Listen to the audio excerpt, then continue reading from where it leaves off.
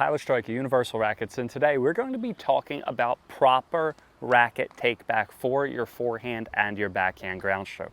A lot of players, when they turn with their forehand or backhand, they're doing this one thing wrong, and that's the reason why they can't make a good ground stroke. If you could just implement this one tip, you will be able to hit a way better ground stroke. So let's get started. So what are the steps of a forehand or a backhand? Okay, you take the racket back, you drop, and then you hit for the forehand. For the backhand, you take the racket back, you drop, you hit. For the one-handed backhand, you take the racket back, you drop, and then you hit, right? A lot of players, when they take the racket back, they take the racket back down and they don't take the racket back up. Once again, a lot of players, they do this when they take the racket back.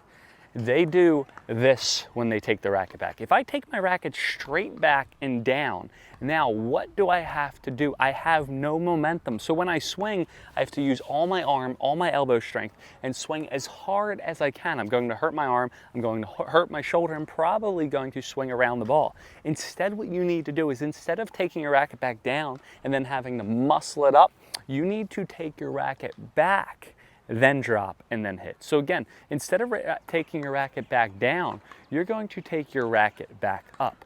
Notice when I take my racket back up, the tip of my racket is pointing upwards, right? The strings are facing to the side.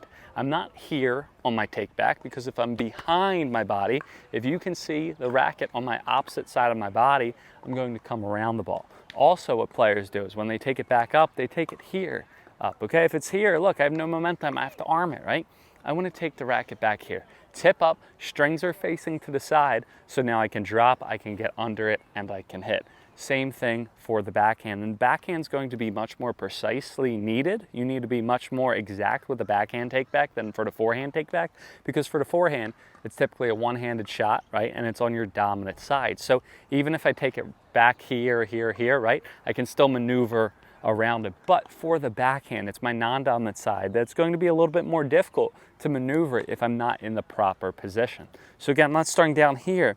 I'm starting when I take my racket back. I want the strings to the side and I want the tip of the racket facing backwards. So I want to be here, or facing upwards, sorry. So now look, when I take the racket back, I'm going to be able to drop, and then I'm going to swing throughout my shot. Now again, I'm not here. A lot of players are here. Are my strings facing aside? Is my racket tip pointing backwards? No, strings are facing forwards. Racket tip's pointing over there. I need here. I can't be over here. You can't see it on this side of my body, because then again, I'm going to come around the ball. So take it back properly, then you will be able to get under and hit the ball in a much better position.